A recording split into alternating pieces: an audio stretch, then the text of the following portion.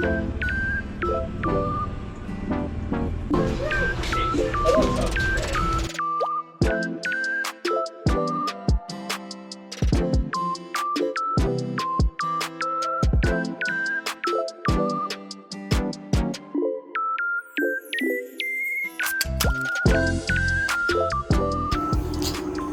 today mga moms ay gagawin ko na yung pag re-rearrange dito sa kitchen. So before nga that, before tayo mag-umpisa, ay huhugasan ko muna tong mga binili ko sa Shopee.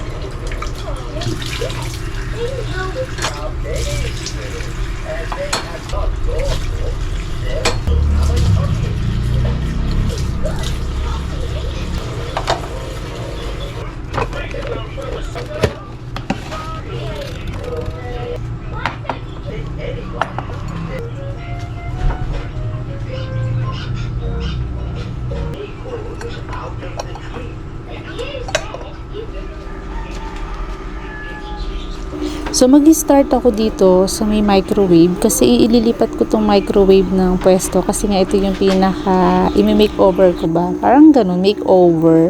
Kasi dito ko ilalagay yung mga bagong items na binili ko sa Shopee.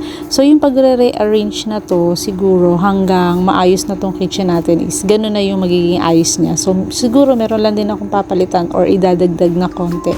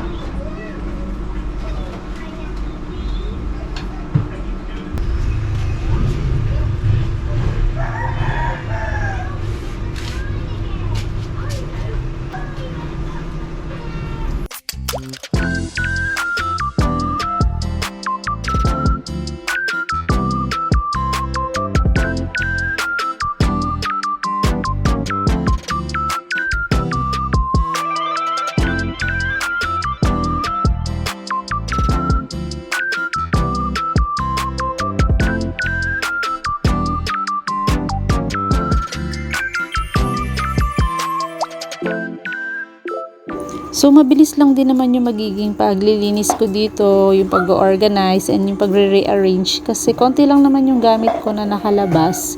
Yung mga ibang gamit kasi dito sa kitchen is tinago ko muna kasi nga wala pa naman akong mga cabinet. Kaya ito lang talaga yung mga ginagamit ko na nakalabas, yung aking iaayos.